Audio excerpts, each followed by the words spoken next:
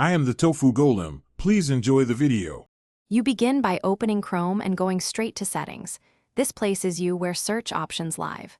Once in Settings, click the three-dot menu, then choose Settings and make sure your profile is active. Why do this first? Because search defaults are stored per profile, and changing them there prevents surprises. If Chrome needs updating, do that now so new search engines and interface labels match these instructions. Proceed when your profile and browse. Once done, navigate to the search engine section. You can use the settings search box to jump there quickly. You'll see a drop-down for default search engine and a Manage button. Click it to list available engines. Why Manage here? Because this is where you add a custom search or promote an existing one.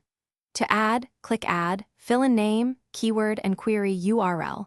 To promote, use the three-dot menu next to any listed engine and choose Make Default. You finish by selecting your preferred engine and clicking Make Default. This immediately changes new tab and Omnibox searches.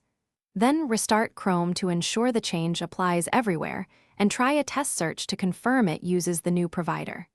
If the change doesn't stick, disable search-related extensions first, because extensions often override defaults.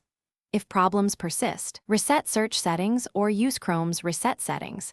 This clears meddling configurations while keeping bookmarks and passwords intact, resolving most issues. Thanks for watching. Consider subscribing if we helped you today.